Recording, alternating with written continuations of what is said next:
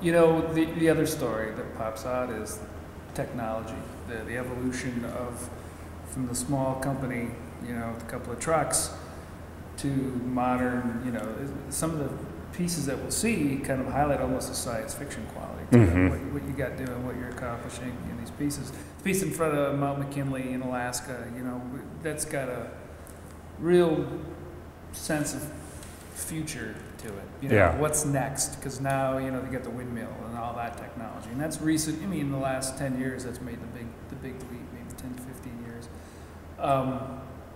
Is that a big part of Mike? Like, where are we going next? So I'm going to say yes and no. Okay. The yes part of it is we're, because of, you know, horizontal directional drilling, we're the leaders in North America, if not the world. We do projects that no one else does. Those machines we make in Brownsville, Wisconsin, because we know how to tweak them and do certain things that no one else does with the machines that allows us to do that technically. So that's the cutting edge portion of what we're involved in. The other part of it is we're doing 30 crews every day in cities like Chicago, where we're replacing 20, 60, 100-year-old infrastructure that's just worn out. And so that's the old part of it, that new technology isn't needed, but to replace the things, you know, once upon a time it was new technology maybe, but now a lot of that needs to be replaced. So some of the work we do is because we're very technologically advanced and you can do things that you couldn't do 5 or 10 years ago. Other of it is just kind of the normal blocking and tackling that needs to be done to keep cities working. So you're designing this equipment in Brownsville, right there. Design and construct it right down there. Wow. You know, a few years ago, I was on Michels' property. Got to use the jackhammer, and then of course they ran me off. You know, I bring it up because that story, the fact that that's going on out with this 21st century advanced technology, that's investment in people, jobs, tech, and that's going on right here. We like to, you know, in the Fond du Lac area, we keep talking about what's going on in Fond du Lac, how we're taking these big leaps forward. And there'll be people that are dubious about it. I'm like, look what's going on around you. Look at what folks like the Michels Corporation and some of the other industries that we've got in the area, look what they're doing.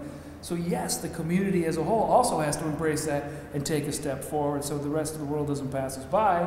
And, you know, when we talk about Thelma, that's exactly, you know, why we went from the small, you know, the old, you were talking about the old and the new. We had the old Masonic temple, which we still utilize, we still need, we still value, but at the same time we've got to take this other leap to prepare for the future, to make sure that we stay relevant for our community and for the kids that are coming up. And then as I look around this art, in talking to a guy from Michels, I'm like, well, why did Michels commission Thiele to you know, something we haven't talked yet about is the artist himself. Why do you think they commissioned this painter to tell the story of Michels? Because there's so many other ways they could have done it, you know? Right, I think that when you look at the difference between one of these pieces of art and a photograph, these are richer, more complex. It just is more engaging as a viewer.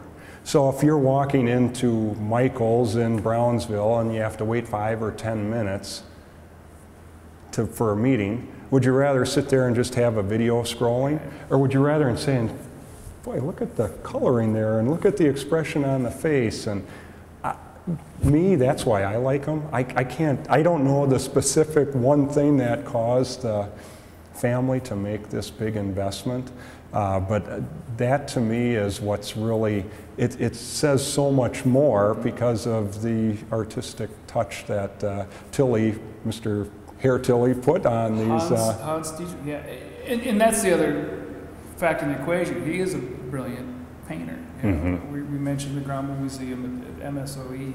There's a reason why, you know, men at work, people at work, why it resonates, I think, in this area, not just because we're the German culture, the German heritage we all come from, but I think it represents the work ethic of the region and of the people that are here.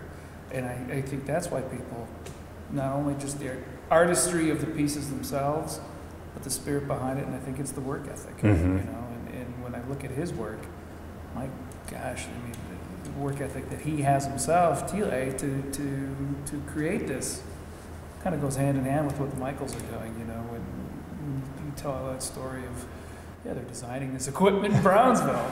Oh, right, exactly, stuff. yeah. Well, how about you want to take a look and we'll go see some of the art and we can kind of talk a little bit more in depth about what we're actually seeing in some of these paintings. Sounds good to me. All right. All right, very good.